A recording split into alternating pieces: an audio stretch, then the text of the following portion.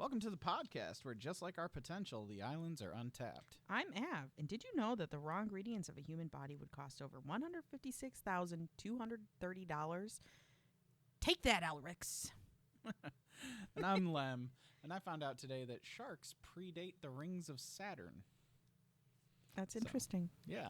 So today we're going to be talking about some Marvel superhero spoilers, which honestly we probably wouldn't even be recording another episode so soon, but we recorded our first one yesterday, and these came out today. Yeah, they popped up today. We're not going to talk about every card, but just some of the ones that we look at and think that'll be fun in Commander, that'll be good in Commander, that'll make a splash, or that's CEDH viable, and a few other honorable mentions. I was way less in depth with my what we're going to talk about little blurb, which was what we liked, what we didn't, who we want to make commanders. Yeah, I mean, that's going to be a part of it, too. Yeah, most of that's going to be you, because I don't know what's CEDH viable. There's not much from the spoilers, so,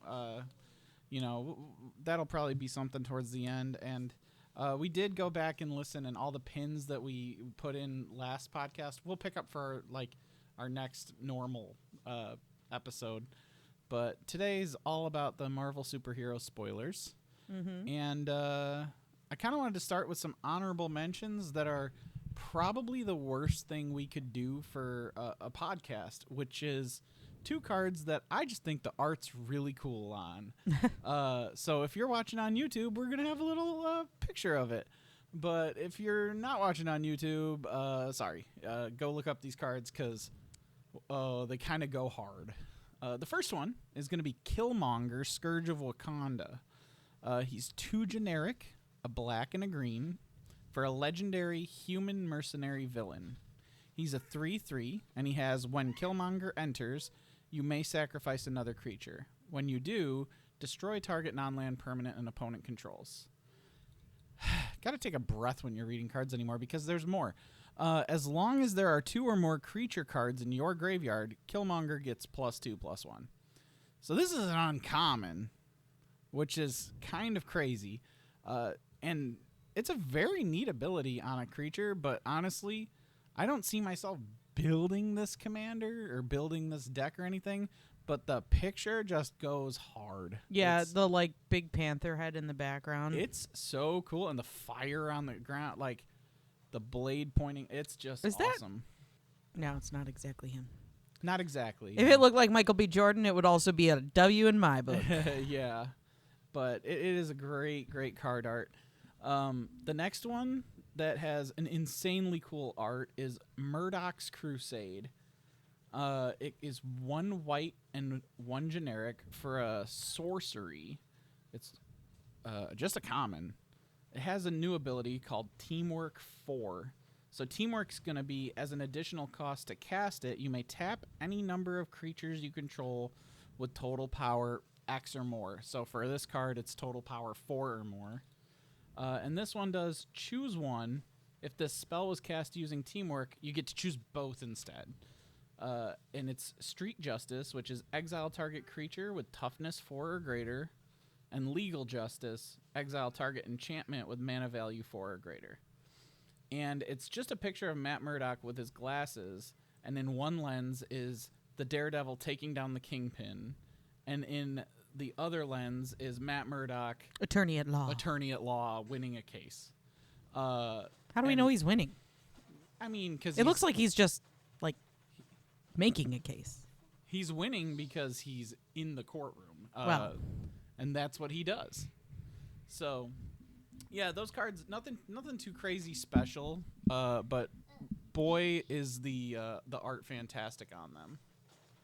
Yeah, I have a couple listed. I've got a couple pulled up that I think are pretty arts. I don't really have much to say as far as what the card does. I mean, you can read them. I mean, I will. So I really like Storm Force of Nature. It's the full art card. I don't know if there's multiple versions of it, but it's 4 costs, 1 colorless, green, blue, red, and she's a legendary creature, 3/4. flying, vigilance, and she has ceaseless tempest. So whenever she deals combat damage to a player, the next instant or sorcery spell you cast this turn has storm. Yeah, the art's really great on that one. It's just storm with like lightning, and it's really blue. Yeah. And I was gonna be honest, I wasn't looking at a lot of the because that's a reprint of the Secret Lair Storm. Mm-hmm. So it's really cool that they did that, and it's kind of something else I wanted to touch on with this set is the Secret Lair drops, all 5 of them that came out. Just the legendary creatures from them, they're gonna be as source material cards, which means you're gonna actually be able to get them in play boosters. That's cool. Yeah, I like that they aren't limiting them to collector boosters. Yeah. So they that's do really that a lot, awesome. and they make cards that people would want really hard to get. Yeah. Now it's probably gonna be just like other source material cards, where the foil version will be limited to collector boosters, but yeah, or at least like extremely rare in play boosters. I just think it's really awesome that they included them. Yeah, I really liked the card. I didn't even know that it was in the Secret Lair because I don't keep up on Secret Lairs. Yeah, it was the very first Marvel drop was the 5 legendary creature Secret Lairs. You said you had a couple arts? Yeah, I have one other. I figured you talked about 2. I'll talk about 2. Yeah. The second one was just, it's silly, but it's Heroic Intervention. It's 1 colorless and green. It's an instant. Permanents you control gain hexproof and indestructible until end of turn. So it's like, whatever. It's just a regular. Yeah. But the art on it is like, I don't know. I just think it's kind of beautiful. It's like the Hulk holding up like a mountain, crushing them. Well, it's funny that you say that because that is also another reprint. So Heroic Intervention, that's a really good reprint, and every time it gets reprinted, it somehow still stays around $15. But they did something cool with Heroic Intervention in this set. It's also a source material card, but there's 3 arts of it actually. I don't know if you saw that. I don't know. I can pull it up. I spent literally hours today getting screenshots and looking at all of the yeah, so with spoilers, and all I saw was one of the arts for it. Yep, so there's one, it's oh dang it, I have the wrong picture. Let me see if I can find it real quick. Yeah. I just it's like the waiting music. The Namor cards music. are really cool art. The like comic book cards, not Namor. I was looking at Namor specifically. Oh yeah, I mean no, there's a ton of really cool cards. Like the art, especially in this set, is phenomenal. And it's also gonna be really, people are gonna fucking hate on it because it's it's gonna be Spider-Man all over again. Yeah. I'm guessing the Heroic Intervention cards were spoiled earlier because they're not showing under today's spoilers. Yeah, it's fine. There's lots of different arts, but the specific one I like a lot. Yeah, and so yeah, there's the one that you were talking about with Hulk holding up the. It's like Hulk holding up like a cave in. Yeah. There's another one where it's like Loki. Loki being taken on by Ant-Man, Wasp, the Golden Age Iron Man, Hulk, and Thor. That's cool. I probably would have liked that one if I had seen it. And then there's another one that's like Ant-Man and Wasp escaping, and this is rare, but it's someone I'm not sure of. It's like a big green blob monster, so.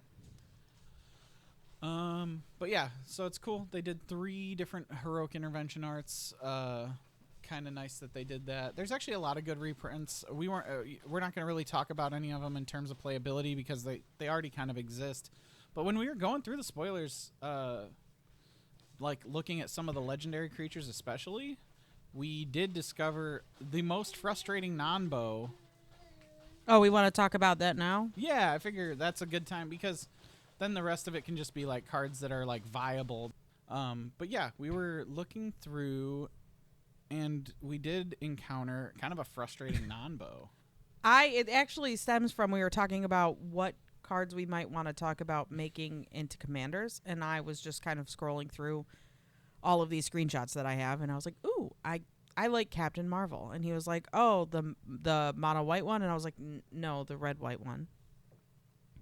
And he was like, oh, she could be cool if you play her with the other Captain Marvel. That would work together. You could like give both of them +1/+1s or whatever it was. I think we should read each one. Okay. So Captain Marvel Apex Avenger is 5 colorless, red and white. She's a 4/4 human Kree hero. She's got flying, double strike, and indestructible. And whenever you put one or more counters on another creature, if it's not a Kree, you may put the same number and kind of counters on Captain Marvel. So then I knew about the Captain Marvel Earth's Protector from the spoilers today. That's a legendary human Kree hero that's 3 generic white for a 5/4 with flash, flying, and lifelink. Just right there, like that's a great card for like standard. Like that's an awesome like beater of a card. But it has another new ability called Power Up, which is you pay 5 generic and white to put a +1/+1 counter and an indestructible counter on Captain Marvel. Activate each power up ability only once. Reduce the cost by her mana cost if she entered this turn. So if you play her for 5, you can activate that for only 2 mana, and it's 2 generic mana, which is incredible. So me looking at this, I was like, oh, that's sick. They made it so it purposefully combos with the other Captain Marvel. So when you power up this one, you get to put a +1/+1 counter and an indestructible counter on the other one. And I was like, nope. No, because it doesn't. She's a Kree, human because Kree it's hero. not Kree. You put it on a non-Kree. So you can't synergize her with herself. Yeah, I guess that in essence makes sense, but it's super frustrating to see, especially because it would be so clean to put them together like that. I don't know. Yeah, I think there are other same named, but like, like There's Kalia has so many multiple names. She synergizes with herself. Well, and it's also going to be like it's going to be like Spider-Man, where there's like the same legendary the same legendary creature is going to have 4 different printings and 4 different rarities, just like Ninja Turtles, and people are going to complain and be frustrated about it. I think I'm sorry, if you're going to do that, if you're going to like make them all a bunch of different rarities, it would be cool if they function together. I get the idea behind it of like make it so that they are not similar, so that you're not tempted to just play 4 of them in the same deck, but I don't know. That one kind of stung a little bit when you look at it. It doesn't bother me too much. I was just proud that I caught it and you didn't. Yeah, no, that was a good catch. And I was like, nope, you couldn't do that. Yeah. The next one, I don't know if a lot of people are talking about this, but these got me excited. Which is the new Dual Lands. Oh, yeah. You brought that up as the whole reason you wanted to record tonight. Yeah. I think they're great. I was looking for True Duels for some reason, and I was like, this is going to devalue. Yeah, no, they're not going to reprint those. They're reserve list. Yeah. Which, again, reserve list could be a whole episode. Yeah, I'll put it on the list. Put it on the reserve list. But yeah, there's a new cycle of lands that are in the main set. So these are going to be standard legal lands that you can get in play boosters like normal. And they're kind of weird. There's 5 of them. They're the ally colors. So ally colors being 2 color that work together. Mm-hmm. So like Selesnya. Yes. So green, white, blue, black, blue, white, black, red, and green red. Mm-hmm. So all of those have names. They do. Blue white is Azorius. Yep. Blue black is Dimir. Red black is Rakdos.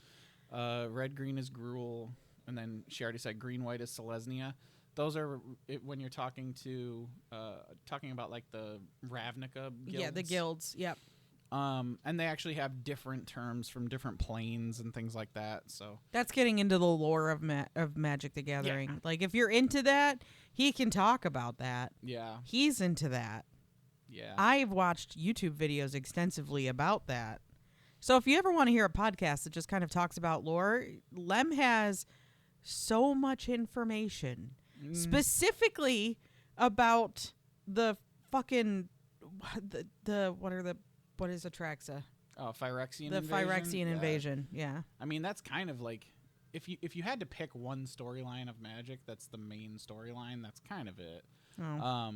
It spawns all the way back, but I specifically just like stories that revolve around Jace. yeah, and I've read books that are like I don't think they count in like Magic lore, but they're like Magic branded books. okay. I read one that had Jace and Liliana in it, and I've been like on a like mission to find more ever since. This is not a podcast about books. I'm not talking about the books. Now you're gonna have to do it again. Book? No book. No. Yeet? No yeet. No yeet. So the names of these lands are the Gruul one is Training Compound. The Rakdos one is Dark Fortress. Selesnya is Gathering Place. Azorius is Gleaming Bastion. And Dimir is Hidden Lair. So they all do the same thing. They tap to add a colorless. It's important to note that these lands do not have any subtypes. Nope. They are just lands. Just lands. So they are not fetchable. Not basic land either. Nope. Well, no. No. There are other lands just like this. I have played a land like this before. You haven't played a land like this. There are lands similar to this. So these lands, they enter untapped, which is already a win. Yeah. And they tap to add one of the two colors. So I'm going to talk about Training Compound because it's the one that I'm looking at right now. So it taps to add red or green. You can only activate this ability if this land entered this turn or if you control a basic land. A basic land. Yeah, it doesn't even have to be a red or green basic land. It doesn't have to have a basic land type. These are awesome. Yeah, it's pretty cool. Not only out of your opening hand are they the color you could need, but they are, once you do have any basic land, they're both the colors turned on for the rest of the game. Yeah, you don't have to filter it at all. It's just those two colors. Now, these lands, notably, not good in CEDH. More than likely, these will not see any play there because you're not going to have a whole lot of basics. And I play basics in my not CEDH in my EDH. Yes, not in CEDH. In regular Commander, these are going to be fantastic. I apologize. There's a lot of acronyms for my little brain, and I confuse them all the time. Yeah, it's okay. I caught it in the editing of the last one. If you listened to the podcast, there was no... You didn't catch it, but if you watched us on YouTube, every time she misspoke, or I misspoke, I would put a little note on the screen. But yeah, so these lands are great. I don't really have anything else to say about them. They're pretty too. Gathering Place is really cool because it looks like it's a surveillance camera that's in what's the heat signature? Infrared. Yeah, it's like infrared, and it says if in the bottom left of it, we're looking at the full art versions. Yeah, but they're all like camera. Yeah. Shots or like surveillance. Satellite feeds. Yeah, so this one, the Gathering Place says in the bottom left, alert Avengers Mansion breached. That's pretty cool. Hidden Lair is Hulk just smashing something in the sky. Gleaming Bastion is a Hydra incursion. It says at the top, alert Hydra incursion. Yep. Satellite feed from S.H.I.E.L.D. Dark Fortress is Hawkeye's body cam, which is really cool, and it's Captain America fighting people at the castle of Zemo. And the Training Compound is, it looks like just a missile strike on the Avengers Training Compound. So, that's cool. But yeah, no, the arts are really cool. Especially, I don't know what they look like on the regular. Maybe they're just the same, but not full art. Maybe they have different arts. I'm not sure. I have to like give them props because almost every card that I have looked at with any kind of like thought has been really cool. Like, really well done. I know that a lot of people hate it when the other IPs come in. Yeah. I'm not one of those people. Same. Yeah. I like it's like just a joining of two things I love a lot. And I really do love Marvel. Oh, just yeah. like I love Ninja Turtles.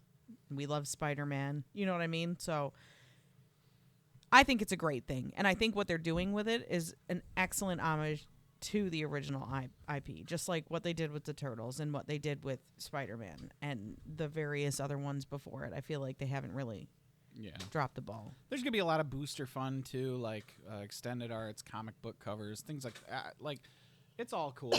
Pardon me. So the next two cards, I'm just going to kind of go in order of, like, what I got pulled up on my screen. So the next two cards, you might not even have this one because it was, like, spoiled as a video. Mm-hmm. But it's Shang-Chi, Master of Kung Fu. I do have that one. Sick. You should send me that one if you have it in a normal-looking card. It's a little off, but I will. That's the same image I have, so Okay. you're good. So yeah, Shang-Chi. He's It's got the little play button in it. So. yeah. He's one generic and a green, which already was kind of weird to me. Probably because he wears red. Yeah, he wears like red dragon scale. It does make more sense that he's a green creature if you think about it, like because he's like kung fu, one with nature, all that kind of stuff. I guess like the forest, the hidden forest, and all that stuff. But yeah, he's a legendary human warrior hero, and he has an ability. He does something that a lot of these legendary creatures do. That keep talking while you're typing. Sorry. He does something that a lot of these legendary creatures do. In these new sets, like these Universe Beyond sets, which is he takes an existing card and then he puts their static ability on a creature. So that's what I'm typing right now. I can't remember the name of it. I'm confused what you're saying because I'm going to read what he does. Yeah, you do that while I search You may this. activate abilities of creatures you control as though those creatures had haste. And you can tap him to add 2 mana of any one color. You can spend this mana only to activate abilities of creature sources. So you can use him to activate abilities of other creatures that he's giving you the opportunity to activate. Right. And of course, it didn't pull up when I searched it up. So there it is. 1,000-year elixir. Okay. So 1,000-year elixir is an artifact that already exists that costs 3 generic mana, and it says you may play the activated abilities of creatures you control as though they had haste. So what they're doing is they're just taking existing cards that already do that and putting it on another card. They did this already with this effect. So they put this card on a Planeswalker, Tyvar Jubilant Brawler. You may activate abilities of creatures you control as though those creatures had haste. He has other abilities, but that's the big one. On top of that, he can +1 to untap a creature. But he's also 3 mana, and he's harder to play than the 1,000-year elixir because he's 1 black, 1 green, and 1. So Shang-Chi is even easier because he's 2, one colorless, 1 green. Yeah, he's 2 mana for that same effect. Also worth noting, he can use his ability. His ability He works gives on him. himself haste. Yeah. So he can use the 2 mana to play him, only to activate abilities of creatures. But that's like replacing the mana you would use on him if you have a mana sink ability that you can pay the 2 mana with.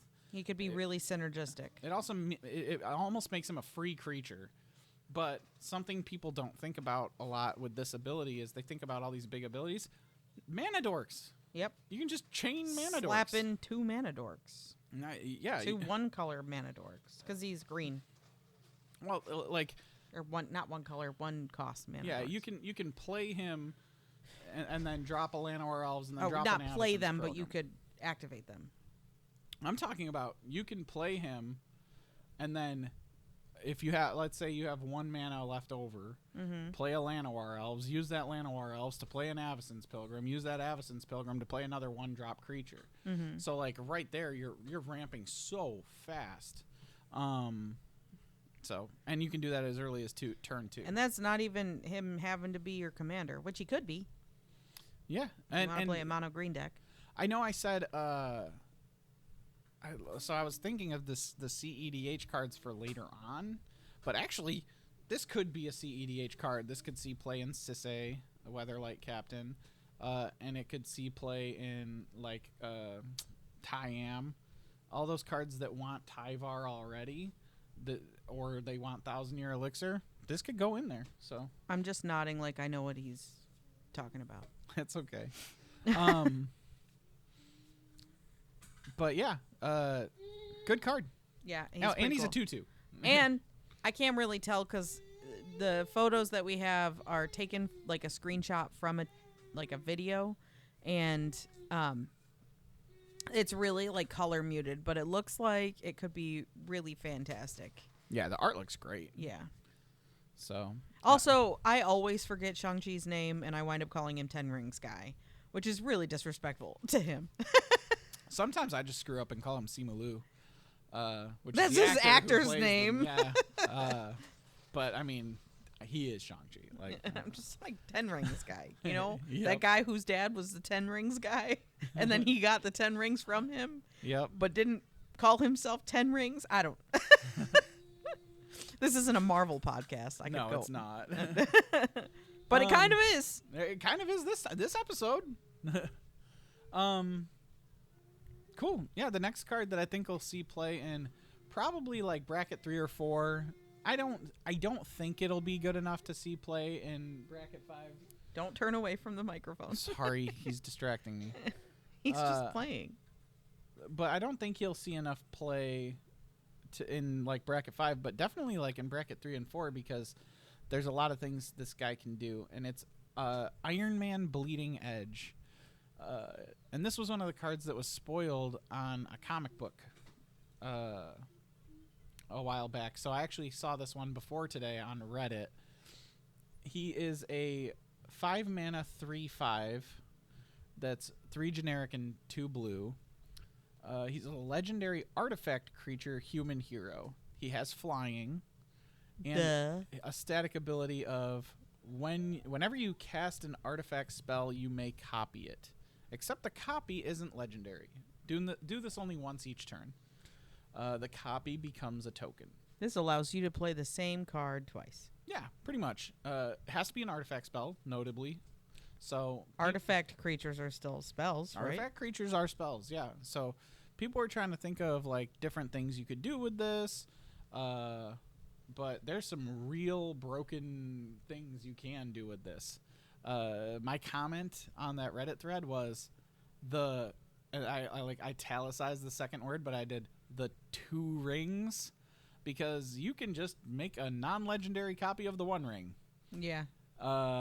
Which is insanely broken to do. You can also, I don't think they're legendary, but like all of the Mox cards, all of the like mana artifacts, you could duplicate those, like the ones that sacrifice themselves. Yeah, like Lotus Petal. Yeah, like all the like 0 cost, like quick early drops. Well, a lot of those if you haven't wasted a lot of them. those are banned in all versions of Commander, and this card probably won't see vintage play, but including CEDH. Yes. Don't we have them in some of our decks? Nope, vintage. The vintage proxies. Oh, that could be what it. Yep. I'm thinking. That's the only place the Moxen are legal. There are similar cards. There are like mana Chrome Mox. Yes, and those things like that. So yeah, you could get those. You're gonna be going down a couple cards, because like Chrome Mox, you have to have multiple cards to imprint on it. Yeah. In your hand, but Mox Amber would be really good. Mox Opal would be fantastic, actually. So this would be really great to cast a Mox Opal. Yeah. Into, because that goes off of artifacts. But even if you just use a Soul Ring. Yeah, I mean, but it's really late, so you're not like you typically not going to be dropping a Soul Ring after you've already paid 5 to play a creature. Yeah, and you're probably not going to be using this guy as your commander, but boy, would he be pretty sick in an Urza. Boy, howdy. Would he be pretty sick in an Urza deck? But yeah, I think some of the most broken things you can do is the 1 ring for sure. Mox Opal's a really good call, and I had shoot. Agatha's Soul Cauldron. Soul Cauldron? Agatha's Soul Cauldron. Yeah, Agatha's Soul Cauldron. That's really would be hard to pretty say. good. My mouth didn't want to move properly. It's okay. It was like Soul Cauldron.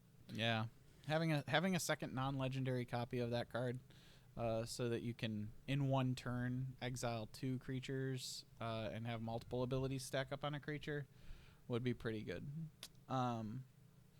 Probably not going to read every card that already exists, by the way, because I just realized I've named like 5 cards that we're not looking at, and they already exist in Magic. But if you are on YouTube, I will make sure I post them on the video. Yeah. We'll make sure we have them listed. Sorry, our daughter's dancing in the kitchen. I saw hands. Another cool thing this guy does that is thematic, actually. He makes non-legendary copies of the Infinity Stones. Oh, that's pretty cool because he takes the Spoilers. He is Iron Man. He is Iron Man. Yep. Snap. So just a really cool toolbox of a dude, but 5 mana is kind of a lot. That's a pretty apt description of him, considering what he is, who he is, and what he does. Yeah. A toolbox of a man, especially if you think of how his suit in the final movies was made of nanotech and could just be fucking whatever he thought of. For sure. I do want to say, when I was going through these, there is Shuri Black Panther, as well as T'Challa Black Panther, and I thought it was really cool that they gave a nod to her, that they made her Black Panther in the cards. Oh yeah. Yeah. Which is it? Because I saw the Shuri like Tech Genius card or whatever it is. I gotta pull it up, but I do have it. There's like a mono blue Shuri. There is Shuri the Black Panther. It is taking 18 years to pull up.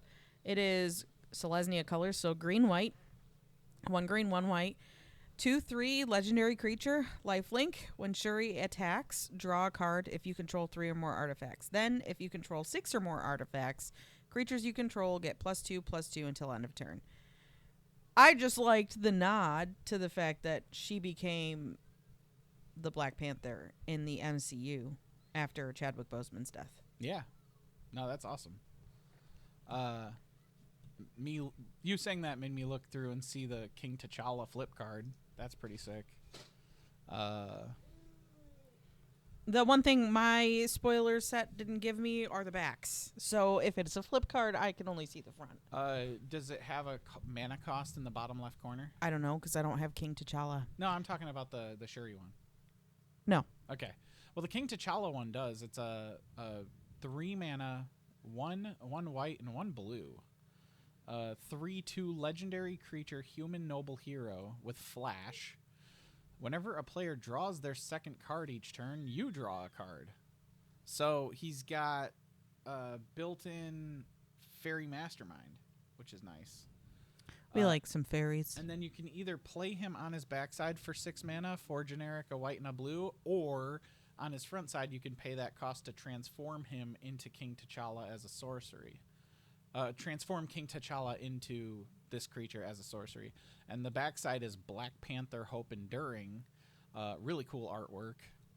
And he is a human warrior hero, so he has a type change. Flash Double Strike for a 3/3. Prevent all damage that would be dealt to Black Panther. And whenever Black Panther deals combat damage to a player, draw a card. So the art on it is beautiful. Yeah, that's on a both big sides. cost, though. I think his front side's really great. I think his back side's kind of bad, actually. I'm finding that a lot of the legendary cards that I would want to play, for the most part, as commanders, are very expensive. Yeah, like a lot of and low stat lines. Yeah, like the Captain Marvel was a 7 mana cost for Yeah. the first time you cast her. And I mean, this is a mythic 6 mana for a flash double strike. 3/3 isn't great. I guess you get that you prevent all the damage that would be dealt to him. So he's never dying unless he gets destroyed or removed. I don't know. And it's hard. All it takes is a chump block, and you don't get that combat damage trigger to draw a card. So I didn't have him pulled up to really talk about today, but I do think the front side's really cool. Yeah. It's a flash ability, just like Fairy Mastermind. It's just you can do it from the command zone if you want. So Yeah. cool. I got a couple cards here that would fit into like certain archetypes of commander. So the first one is another expensive card, but boy does it do something big when it hits. It's Multiversal Incursion, and it costs 7 mana, 5 generic, and 2 blue. It's a sorcery. For each non-token creature you control, create a token that's a copy of that creature, except it isn't legendary. Hey, we just heard about that. Did we? Kind of. With artifacts. With artifacts. This is with each non-token creature you control. Yeah. So, do you know what deck this is going in for me once we get one? I don't. You're expecting me to know what your 50 decks do. Oh, you can't think of the one specific one? I don't. Tyam? My Day of the Doctor deck. Oh. That specifically wants non-legendary copies of all the different doctors. Yeah, I don't know what you're... I guess I remember that now because you want to play all the doctors. Yep. You have so many decks, it's hard for me to remember which one is which and what colors they are and what they do and who they That's fair. interact with. But yeah, I mean, this is going to be great in a lot of scenarios. Just there are so many legendary creatures that getting a non-legendary copy of it. This is definitely a casual card. There's not going to be a lot of times where you're going to want to play this in a high power bracket. But in those casual games, it's going to be real fun when you drop this and you make like... For you... Yeah, it's gonna be real fun for whoever plays it. Yeah, not so much fun for your opponents. So, he's not thinking about me, guys. No. Not in a good way, at least. But it has some pretty cool artwork in the Borderless showcase. Just Doctor Strange meeting a lizard Doctor Strange, Iron Man meeting like a thicker version of Iron Man, if it's safe to explain it that way. And then Captain America meeting a female Captain America, which I can't really tell who it almost looks like Black Widow. But yeah, cool artwork on that card, and I think it's going to be a lot of fun in some casual brackets. We got another card that's going to be good in a specific archetype, which is another expensive card at Uncommon, but it's the Masters of Evil. It's a legendary creature human villain. The Masters of Evil. Evil. So this is a 6 mana, 5 generic, and 1 black. It's a 5/6 that says other villains you control get +2/+1. But all of that's kind of irrelevant because the ability that I think is going to make this do something is pay 2 mana, 1 generic and a black, and discard this card. Search your library for a plan card, reveal it, put it into your hand, then shuffle. So as long as we get any playable plans, which we already have one that was spoiled in Construct a Cosmic Cube, which is also in black. I'll explain what that does in a minute. This is just a great card to go in a Living End deck, because Living End wants you to discard a bunch of creature cards and then cast Living End or Living Death. And then you destroy all the creatures on the field and bring back your graveyard worth of big, bad things you discarded. Okay. So this is like a 5/6 that you can discard for 2 mana, and you get to tutor your library for a plan. I've got Construct a Cosmic Yeah. Cube pulled up. So Construct a Cosmic Cube is 2 colorless and a black. It is an enchantment. Whenever you draw your second card each turn, you create a 2/1 black villain creature token with menace and put a plan counter on this enchantment. When the 7th plan counter is put on this enchantment, sacrifice it. When you do, you control target opponent during their next turn. You get to see all the cards that player could see and make all decisions for them. This card is essentially piss Av off in the hardest way possible. Well, it's going to take 7 turns. At least, right? Yeah, but the minute But you're like, not "Give me 7 of your hand," turns, because it does not say on each Nope, of your it's turns. 7 turns, which is 7. less than 2 rounds around a 4-player pod. It's tough. It's tough to draw cards on your opponent's turn in the type of bracket that you'd want to play this card in. But it's worth noting that once you do cascade into the Living End, Notably, also, this plan is 3 mana, which is good because you don't want anything that's 2 or less mana in Living End and Living Death decks, because otherwise you'll hit them with the Cascade when you're going to hit Living End. So this is great. And it'll be on the battlefield still after your Living End hits, because it only destroys creatures. And this puts out creatures that, yes, they're 2/1s from that, but once you get your Masters of Evil back from the graveyard, they become 4/2s. So, yeah, I think these 2 cards are going to be great fits for anybody that's currently running a Living End deck. Yeah.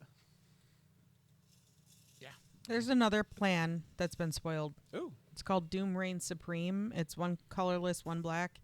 Whenever a villain you control enters, each opponent loses 1 life and you gain 1 life. You put a plan counter on this enchantment. When the 5th plan counter is put on this enchantment, sacrifice it. When you do, target opponent exiles the top 5 cards of their library. You may cast up to 2 spells from among the exiled cards without paying their mana costs. It's a sick card. That's a lot of words. It's a lot of words. I don't think it would fit for this, because I kind of already talked about how, for Living End at least, because 2 or less is kind of taboo, because it just kills your whole plan of hitting Living End with your 3 mana Cascade spells.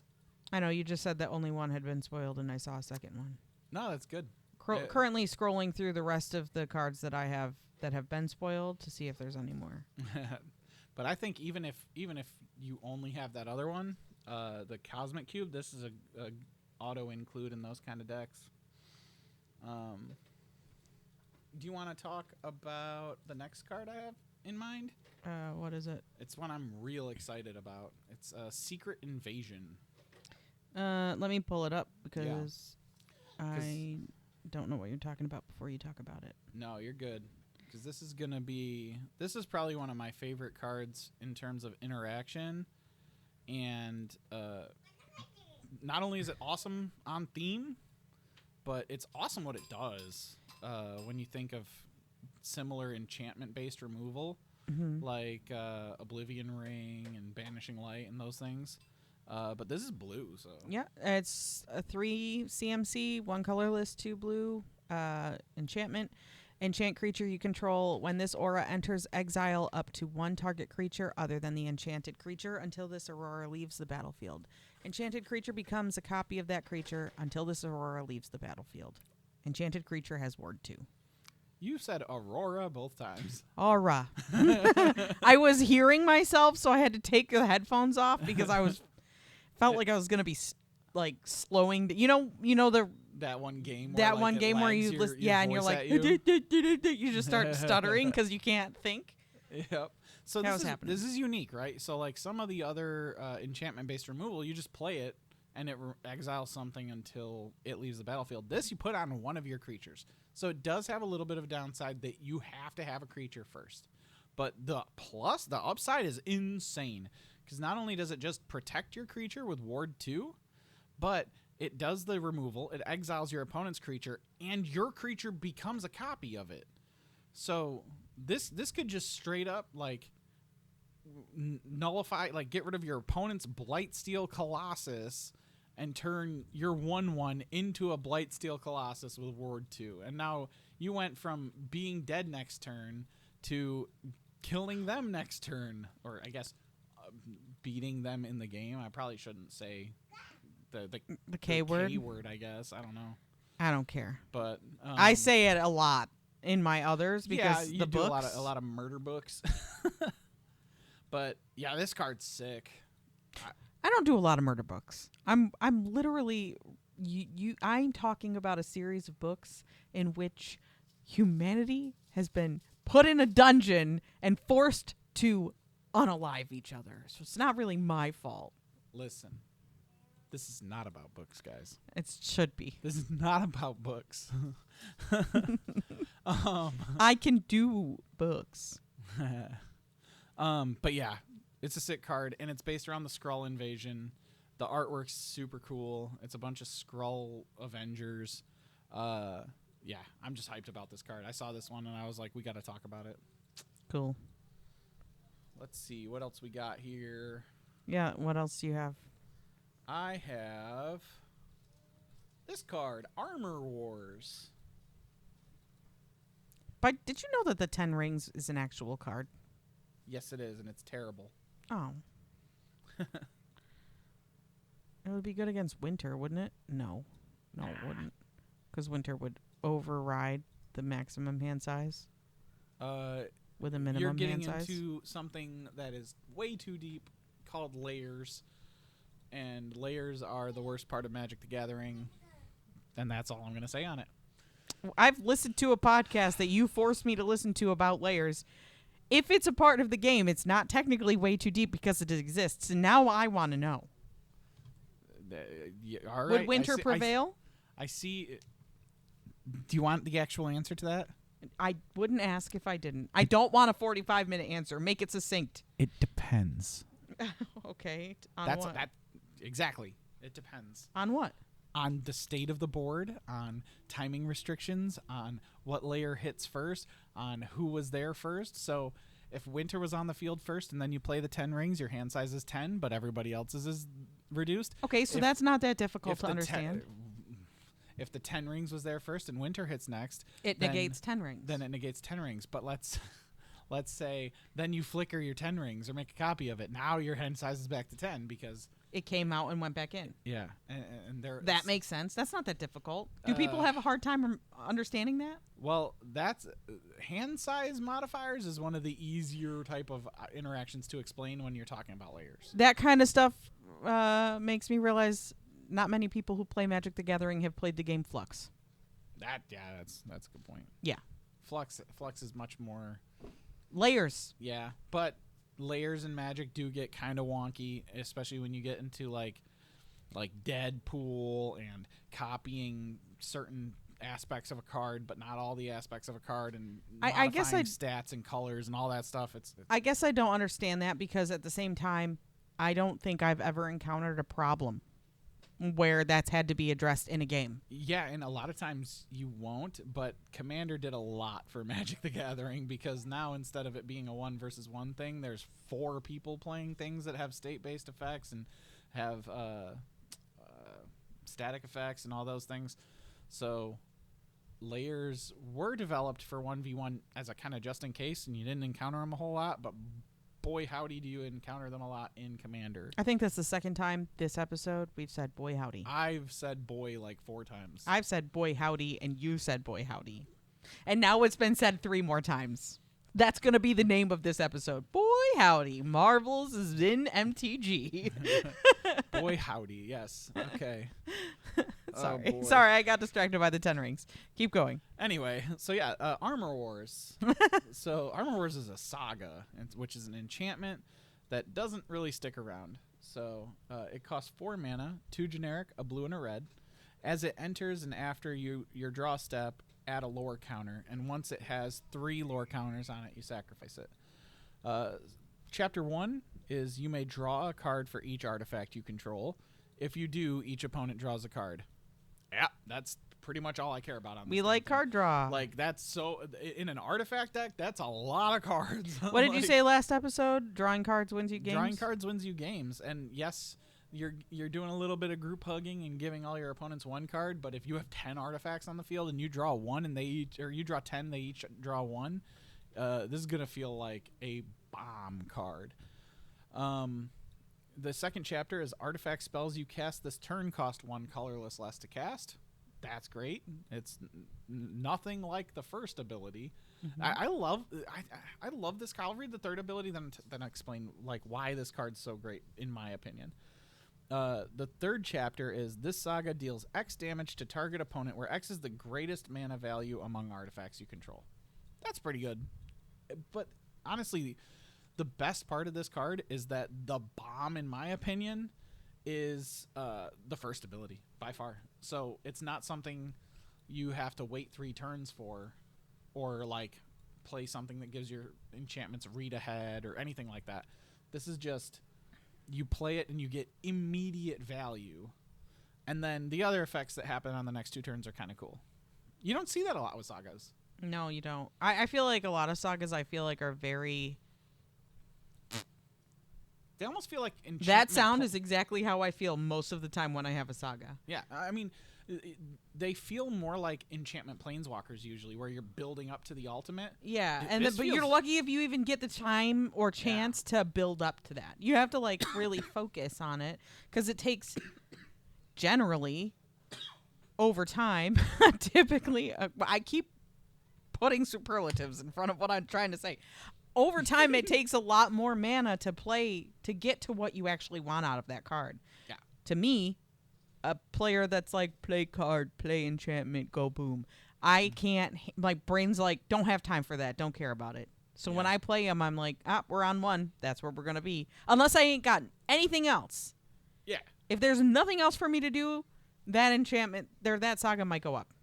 But yeah, this one's crazy because this is just an awesome spell. It's not a do nothing card that in 2 turns is gonna ultimate and do a lot for you. This is just a immediate value that I only have one gripe with, and it's not an artifact. Oh. So you have to include an enchantment in an artifact deck, but the payoff is so worth it. Like that's an incredible ability.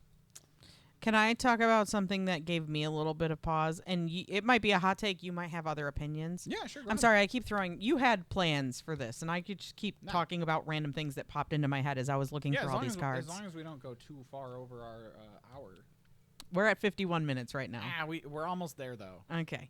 I was looking when you were telling me to look through and find commanders that I am interested in building. I was like, I really want to look at the Vision because I like that character in the Marvel Cinematic Universe. Mm-hmm. And I was like, also, homie is OPAF in the universe, right? And this was one of the earliest cards spoiled in the set too. I don't like the Vision.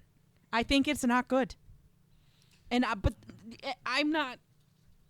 I don't know. There's, I think 2 Visions. It's the colorless one, right? There's the Vision Synthezoid Avenger, and there was another Vision, if I remember correctly, not collectly. I think there's just 2 arts of the same. Oh Vision. no, there's the Vision, which is 4 colorless. It's a 2/5 hero. It's got flying vigilance. Whenever you cast a non-creature spell, choose one that hasn't been chosen this turn. Either Solar Beam, the Vision gains double strike until end of turn, or Density Control, the Vision gains indestructible until end of turn, or Technopathy, which lets you draw a card. That's, I guess, good. That's that creature. And then there's Vision Synthezoid, which is an opening, is another 4 colorless, making sure it's not a flip. It's a 3/3 legendary creature with flying. Whenever a player casts a spell, if it isn't that player's turn, you can choose one. You can either put a +1/+1 counter on Vision, or Vision phases out, which you treat him and anything attached to him as though they didn't exist until your next turn. Now, the only thing I can think of is that this Vision and the other Vision would have synergy in the sense that it just says put a +1/+1 counter on Vision. Mm-hmm. And this one is Vision, the other one is the Vision. I don't know if that works. And I don't know if you were listening to anything I just said. No, I was. Okay. It does, whenever a card designates the name, it does refer to that card. Only that card. Only that card. So no, they can't. So they're not synergistic in that way. Yeah. So that's kind of what I'm saying. They did it again, right? Yeah. But there's 2 of them, and neither of them I really felt like compelled to, like, I don't know, play? Does that make sense? Yeah, I mean, I didn't like either of them. I like that the Vision has a big butt and can be a blocker. He's flying in vigilance, so he's got a little bit. But I don't play. If you probably would like him because you play a lot of non-creature spells. In general, you want to play artifacts. He's part of an artifact deck. Yeah. So the Vision is a victim of. So the reason why these cards are so different is because the Vision is main set. Vision Synthezoid Avenger is commander set. Mm-hmm. So the Vision has, well, I would expect them to be different. They're different cards. Well, the Vision is victim of trying to do too much neutering. So to make him so he's not super OP as soon as he drops. Yep, because he would be insanely broken if they excluded that second part of his second ability. If it was just whenever you cast a non-creature spell, choose one, that would be broken. But because it has that hasn't been chosen this turn, he just gets neutered. Because you're gonna draw a card first every time. Yeah.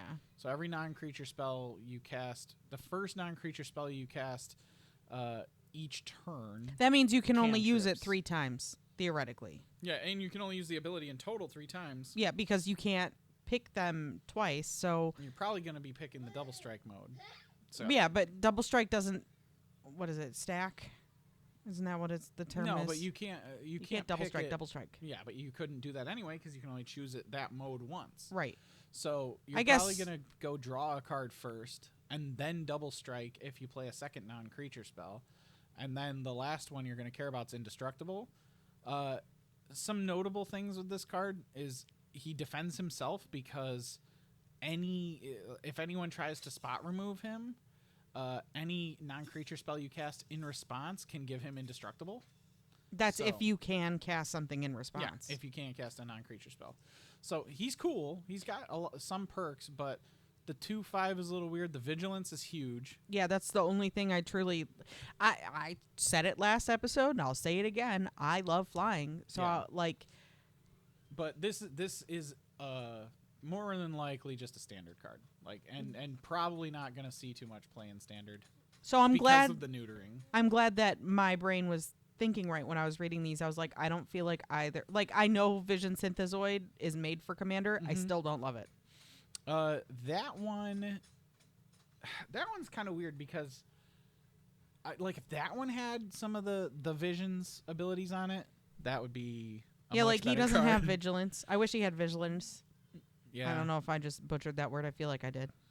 but He's it got the makes it same general idea. and he has similar protection, right? Because if an opponent tries to kill him and it isn't their turn, then he can just phase out in response. Yeah. So he has that sort of protection to him, but I mean, other than that, you're just making him bigger when opponents cast spells not on their turn, and it's like a faux stacks piece that it's not a stacks piece. It's No, just, because it doesn't really stop them. It just doesn't do because they much. can just wait until their turn and be like, I'm gonna kill the Vision. and the rate that you get for the guy is 3/3 flyer for 4. It's just not fantastic. Yeah. But who knows? I'm just saying I was disappointed because I was expecting him to be better.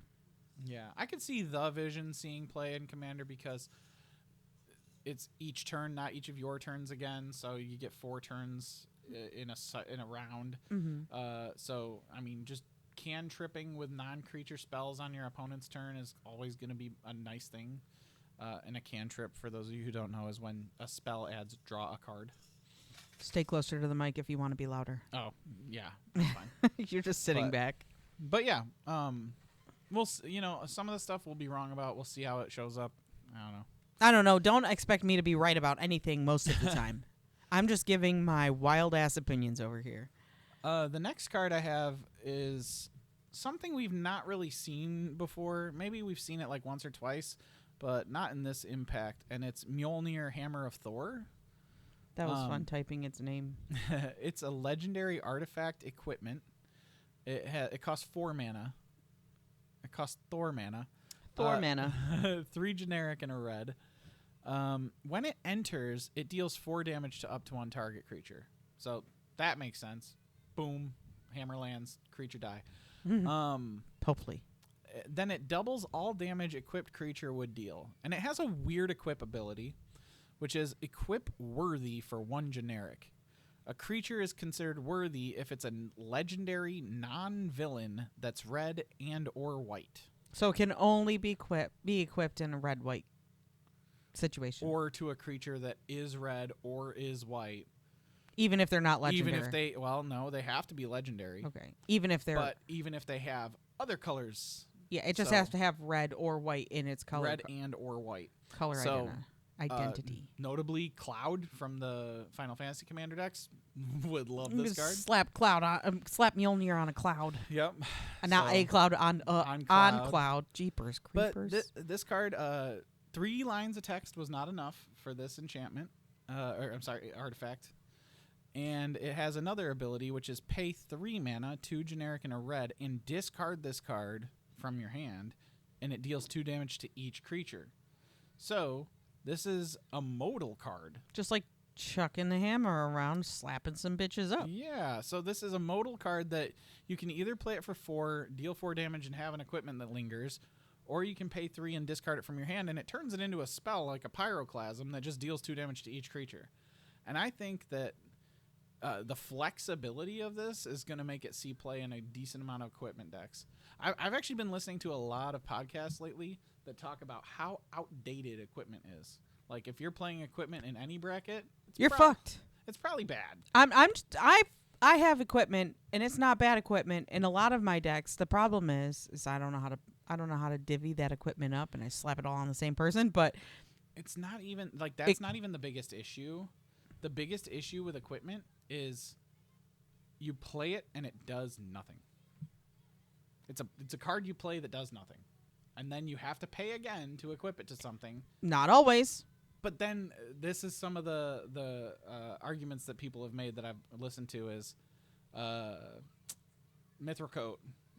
It's a flash equipment that when it enters the battlefield, you attach it to a creature you control. That's not an equipment. That's just a spell.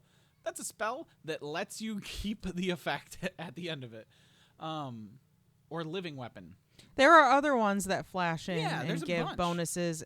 I feel like, and there's also I'm not good with remembering cards, but I know for a fact there are cards that are like, hey, when an equipment is played, you can attach it, or when you play a new creature, you can attach equipment to it for free. Yeah, or there's a lot of stuff like that do that have like Pure Steel Paladin has Metalcraft, attach equipment you control for 0 if you have Metalcraft. And also, you only have to pay the equip cost after, like, that creature can die, you still have your equipment. Yeah. So it's not entirely useless unless they're fucking destroying all your artifacts. I think the biggest problem is exactly what I said, like Dark Steel Plate. It's not protection because you play it and then it just sits there unless you have double the mana so that you can equip it. There's just a lot of cards that used to be really good because equipment was a powerful thing because it did that. It lingered even after the creature died. That now it's just been power crept out, and that's why you see like the Final Fantasy equipment. When it comes in, it has Job Select, so you get a 1/1 hero, and it already equips to that 1/1 hero token. It's kind of like Weapon. Mabel brings in her sword. Yeah, Mabel just makes a free equipment. That's different too. Crag Flame. That's Crag what it's Flame called. is awesome, and Yeah, it costs like 1 to equip. Yeah. And it's a token. And every time she comes in, she brings it in. So if you kill it, it's still coming in. Yeah. And when she dies, it doesn't go away. Yeah.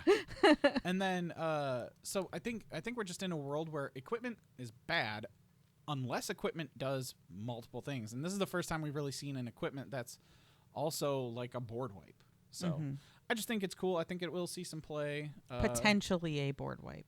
It's only 2 damage. I mean, 3 mana, a turn 3. You don't see that with that rate a lot. Yeah, it would be an early board wipe because most people aren't dropping like. Yeah, the green decks are gonna hate you. Yeah, because you're gonna kill all their Mortar Dorks and then kill somebody's 2/2. This takes out like Ocelot Pride and all its tokens. It's a good ability. Oh, I'm fully agreeing. But yeah, Mjolnir looks pretty cool. It looks funsies.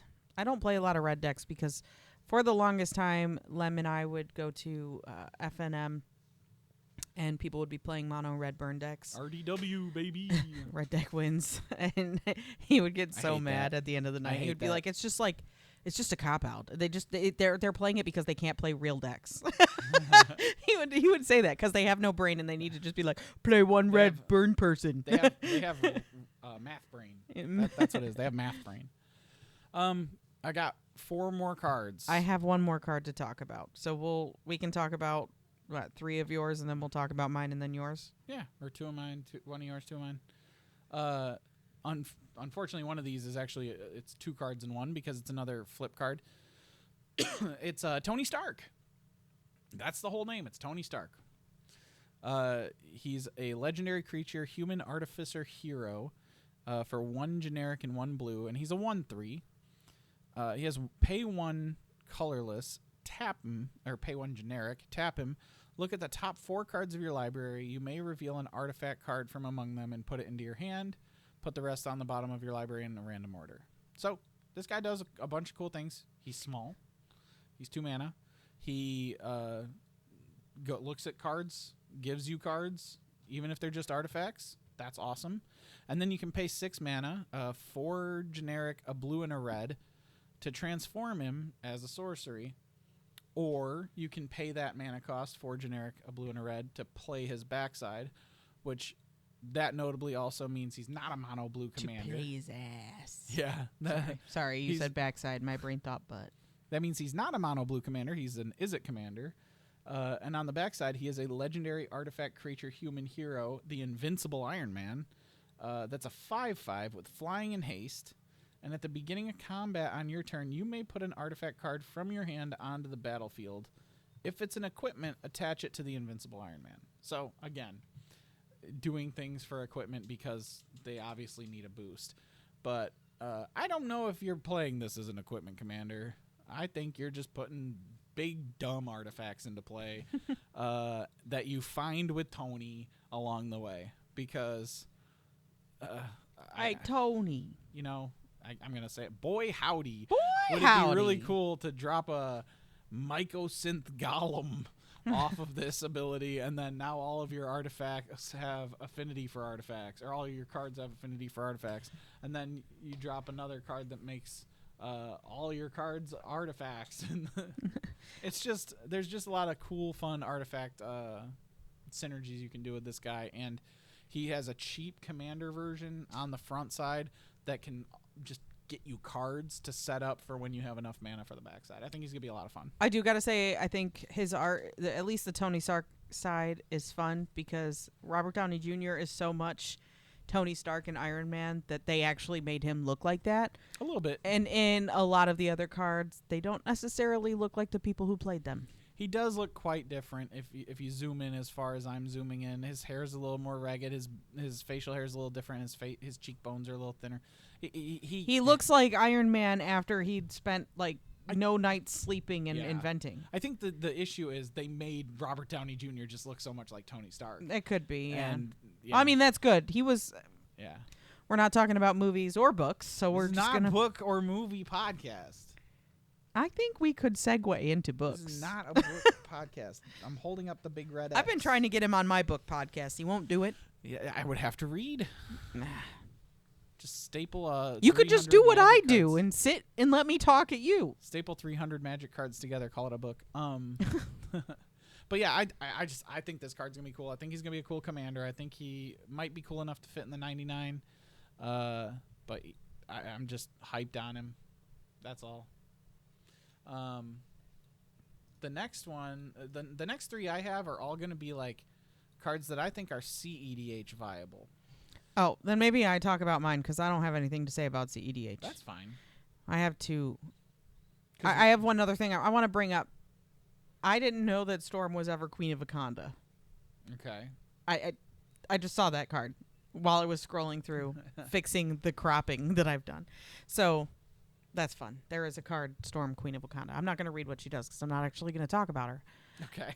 I was just... There's a lot of Marvel universes and things that happen. So. Yeah, and I'm not as versed as I probably could be.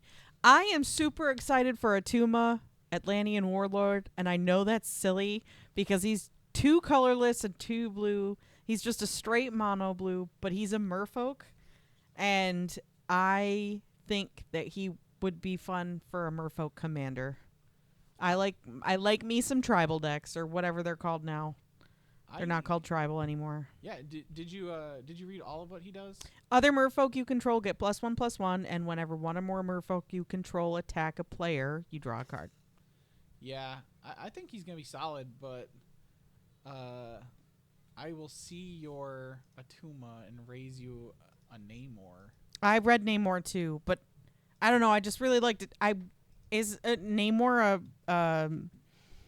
is he a merfolk? Yes. Oh. So, yeah, and he's definitely a merfolk commander, but he's also gonna see which some Namor play. It's the one that's 2 blue and 1. He's a mono blue. Submariner. Yeah. So, if you want to read what he does, he's kind of cracked. He's like a master of waves. He's wearing no clothes in his picture. He's 2 blue and 1. He's got flying, which is kind of fucking weird. No, it's not. Namor flies. He has wings on his ankles. So he's Hermes? Like, what? Namor can fly. Namor's not.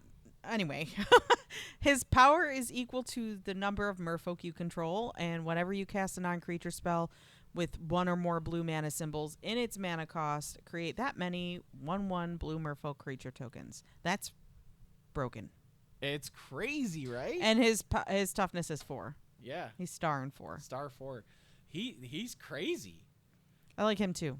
I just want a merfolk deck, I think is what I'm getting at. Yeah. But like the fear of playing a mono blue deck without it being a merfolk deck, and like I don't want to do all that control stuff. I never know what to try and control and what to let happen. I think the problem is the best merfolk commander decks now are green blue. Green blue. Yeah. But we can talk about that on another episode.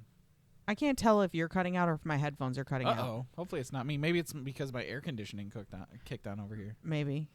He Cooked said we can on? talk about it on another episode. So I'm going to put that on the list. Yeah. It cooked on. I'm going to move my microphone just a little bit so hopefully it doesn't have a bunch of I think my headphones just might be dying, like gunk going on. not battery dying, just dying because they keep Just cutting out. dying. So, the last 3 cards that I had to talk about are all cards that I think are CEDH playable or viable in some sort of way. And I don't necessarily know how. Like, obviously some of them are, and some of them I will know how, and I'll talk about that a little bit. But this one, I feel like it's good. I feel like it's going to be good, and I just don't know how to make it good. But it's the Kingpin of Crime. Oh, I saw that one. Because he's 3 mana, he's 1, a white, and a black, and he's a 1/5, and he has Extort. So that's why he's going to be good. He has Extort in the command zone. Extort is whenever you cast a spell, you may pay 1 hybrid white or black mana. So that means you can play white or black for the cost. And if you do, you deal 1 damage to each opponent and gain the amount of life back that you dealt damage. So in Commander, Extort deals 1 damage to your opponents, and you gain 3 life. He has a second ability. Whenever you attack, you may pay 2 life. If you do, until end of turn, creatures you control with toughness greater than their power assign combat damage equal to their toughness rather than their power. So he's also like a Butts Matter commander for casual. Oh, you could put him in Sir Mix-a-Lot. No, I couldn't. Oh, he's not the That's right colors. a green-blue deck. But Unfortunate. he does fit with Baitor and Felithar and the Tarkir Dragonstorm cycle of that stuff, which is Abzan colors, green, white, black. He's got stuff to say. He's a big fan of this guy. He shouldn't be. But Extort is just a win condition in a lot of decks because if you have a way to make infinite mana, you have infinite Extort as long as you can cast infinite spells. So it makes me think of something like, it seems janky because it's a lot of combos going together, but it's probably really easily doable, which is the old school Bomberman combo with Auriok Salvagers and Lion's Eye Diamond to make infinite mana. Uh-huh. And then you have Bolas' Citadel with Sensei's Divining Top to cast Sensei's Divining Top, draw your deck infinite times. And if you have the infinite mana and that, you can like pay infinite Extort triggers, and you just win that way. I guess you can do that as many cards as you have left in your deck, but that's just like one janky way I can think of doing it. There's got to be more because Extort is just that good, and I think this is at least one of very few cards that has Extort and can be in the command zone. Okay. That's So, cool. I saw that and I was like, okay, that's doable. This one weirds me out because I don't know if it could not. I don't think it's a commander, but I do think it's CEDH playable because there's a 3-card combo with this that is a 2-mana card, a 3-mana card, and a 4-mana card that all are very playable. So it's Loki, God of Mischief, Sky Coach Conductor, which is from Secrets of Strixhaven. And the third card is Displacer Kitten, which, like, yeah, okay, goes infinite with Displacer Kitten, we get it. But this is pretty cool because what you can do is you can have Loki in play, which Loki is a 2/1 legendary god sorcerer villain for 2 mana, 1 colorless or 1 generic and a blue. Whenever a player or permanent becomes the target of an ability you control, draw a card. We're scrapping this. I read it wrong. Oh, we love it when that happens. Maybe. Hold on. Nope. Still works. Okay, we're good. We're gonna keep rolling with it. Well, we were already rolling with it, sir. Nope, it still works. I just mistook it for what it is. So What? yeah, it still works. It's crazy that it still works. I thought it said spell or ability you control. It's just an ability. Oh. But this combo does still work. So what you'll do is whenever a player or a permanent becomes the target of an ability you control, draw a card. This ability triggers only once each turn. So it has that standard neutering on it of once each turn. Sky Coach Conductor is a 2/3 bird pilot for 3 mana, 2 generic and a blue. He has Flash, Flying, and Vigilance, and this creature enters prepared, which means he has a spell on him that you can cast from exile. Sorry. You just keep getting quieter. I'm looking at you, and then I know. his spell is called All Aboard, which is 1 blue mana. It's an instant that says exile target non-pilot creature you control, then return that card to the battlefield under its owner's control. And then there's Displacer Kitten, which is a 4 mana 2/2. I'm saying this from memory, so I don't know its creature types. It's probably a cat. I think it's an illusion cat. I don't know. But it has this ability where whenever you cast a non-creature spell, you can exile target creature you control and return it to the battlefield. So the way this goes infinite with these 3 cards is All Aboard. You play Sky Coach Conductor. You have the prepared All Aboard spell. You target Loki, since he is not a pilot, with All Aboard. And then when you cast that All Aboard spell, it will trigger Displacer Kitten, which you can target the Sky Coach Conductor with. When you target the Sky Coach Conductor with the Displacer Kitten trigger, Loki will trigger and draw you a card. Then the stack resolves down. You draw a card. The Sky Coach Conductor flickers, so it re-prepares itself. And then the Loki will flicker off the All Aboard, and then you rinse and repeat. Yeah, but it can only happen once in a turn. But because I guess you would also need infinite mana for this too. To keep playing it. Yeah, to keep paying the 1. Yeah. So it's another thing that does stuff if you have infinite mana. Yeah. But you can already do it for as many blue as you have, because after you flicker them, yes, that ability triggers only once each turn, but once Loki flickers and comes back, it's a new instance of Loki. So it's a new ability, so it can re-trigger that turn. Okay, that makes sense. So yeah, you would need infinite mana to sink into this. There's a ton of ways to make infinite mana. And it happens a lot in CEDH specifically. Yeah, and honestly, sometimes you don't even need infinite mana. You just need a large amount of mana to use this as like a way to draw a bunch of cards, and then you have a lot of interaction. So I just thought it's a cool card. It's inexpensive. It's 2 mana. It's 2/1. It draws you cards. I think it'll make a sick casual commander, but I do just think it's also a really cool, like a really cool possible CEDH combo piece. Yeah. And then the last one. Sorry, I walked away from my mic a little bit. We're like at the finish line. He's not used to these mics. I'm not. My other mic is a little bigger. Yeah. So this is the Fantastic Four. Oh, I saw this one. So the Fantastic Four, I think is going to be an actual viable CEDH commander. Mm-hmm. The thing that sucks is it doesn't have black in its cost. It costs. Sounds a little racist. Okay, you went Of there. I them. didn't go there. Of them. I'm just saying. Its mana value is 4, but it's red, green, white, and blue. So it does something cool, which is gives you 4 colors in the command zone.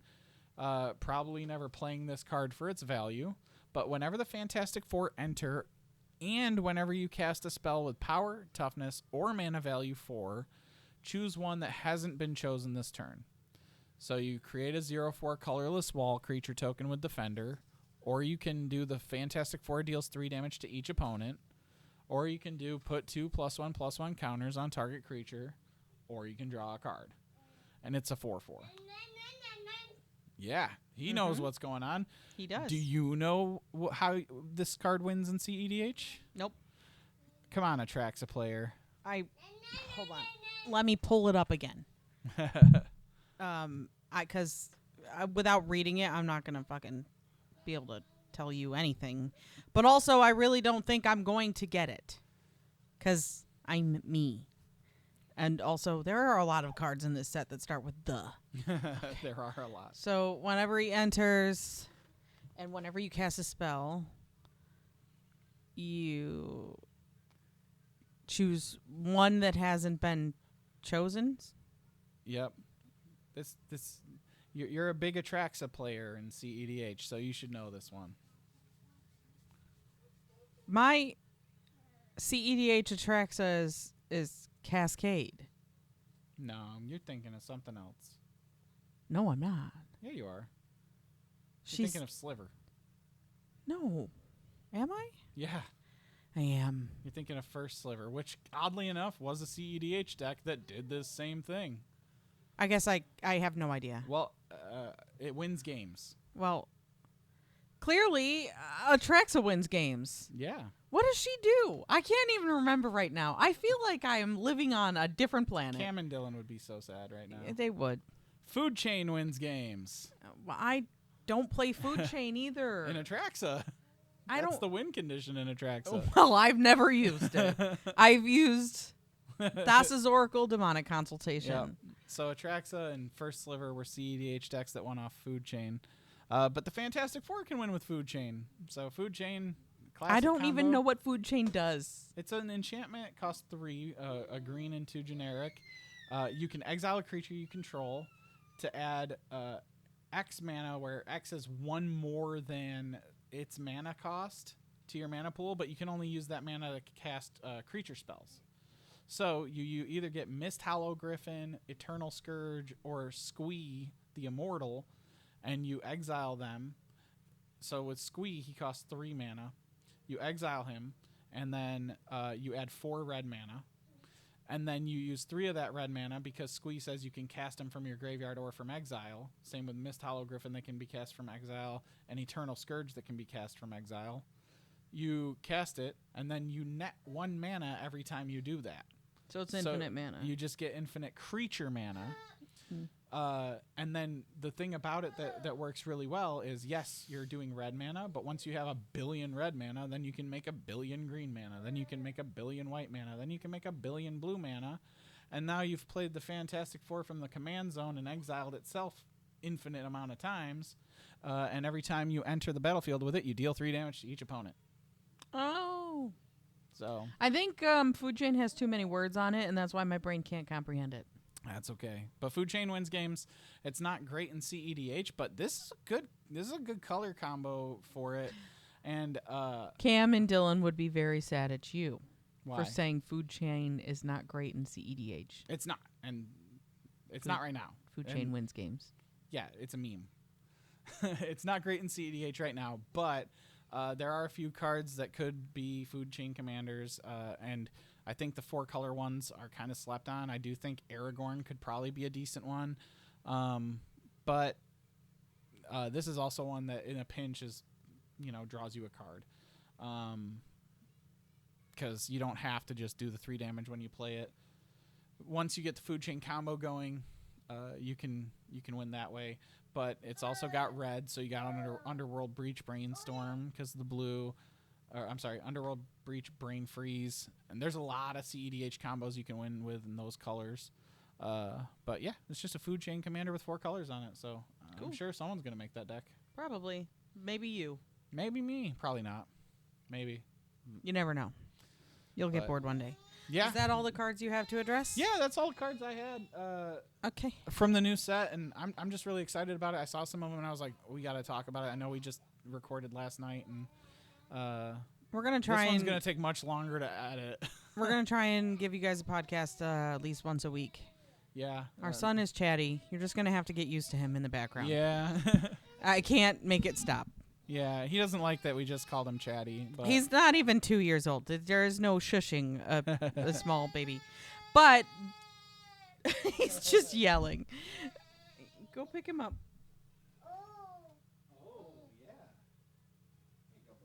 Okay, so for our ending segment, we are going to play Guess That Card. Oh, I forgot about this. Shoot. I did not. I have a card pulled up. Well, at least make sure it's Oh, you're in the like commonly known ones, right? I'm in top cards, Okay, cool. which I feel like is a cop out. Well, You just don't want to be wrong in front of all I of just these don't people want you listening. to hit me with some like old portal card that no one knows. Gonna bring something like that up in the future now. Oh God. I'm about to just start scrolling through our mana box and find cards that we have. And those are commons and uncommons mostly. That's gonna be real tough, and I probably won't know them. I think you underestimate yourself. No, commons and uncommons. Rares are one thing. Commons and uncommons. They have to. You be, still they know have to those. be widely played. But anyway, That's a lie. hit me with the card. Hit me with the card. What do you want? You want name or do you want what I gave you last? Oh, last time was fun. One colorless, green, red, and white. Do you want its type? I don't think I gave you its type last time. Yeah, you did. Oh, legendary enchantment. Oh. Oh, I can't read you. When this card enters the battlefield, it deals 5 damage to target creature or planeswalker an opponent controls. If a triggered ability of a legendary creature you control triggers, that ability triggers an additional time. Oh, wait, hold on. For the record, I had to modify the words I said because it says Yeah. the name of the card. Is this if I asked you the set symbol? If I asked you, you don't have to explain it. But if I guess the set, is it from Outlaws of Thunder Junction? If that's what OTJ is, yes. Yeah. Is it Annie Joins Up? Yes, it is. Oh, let's go. I hate everything.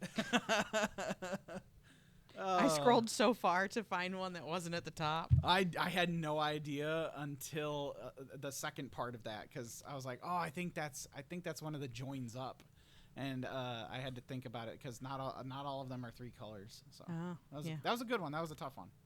It did not seem tough. You got it pretty fucking quickly. That was a tough one.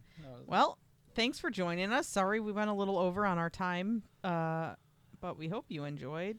Yeah, we're recording this on the 3rd. Well, I guess it's midnight on the 3rd. So We started on the 2nd. This is I'm probably gonna be editing this on the 3rd and maybe getting it posted on the 3rd. So Yeah. and then we might do a normal episode for The next video week. We'll see. the video will probably come out later than the audio because the Oh, yeah. podcast I can release that pretty much immediately. Yeah, we can release the podcast version. So listeners, hey, thank you. You guys are awesome. If you want to watch the videos, they're probably going to be out like a day late most of the and time. I put a decent amount of effort into it, and there's no videos of us talking, but it's not just like our picture in the background. It's the Cheeky- picture and then cheeky some, like, other pictures. Yeah, cheeky image inserts, and We watched a little too much Bluey. we also created a TikTok, Instagram, and just the YouTube. Yeah, we have YouTube, TikTok, Instagram. And anywhere podcasts can be listened to. Uh, As you I've- probably know. I have linked us to so many podcasting services. But, So, thanks yeah. for joining us. We'll see you next week. Yeah, bye. Bye.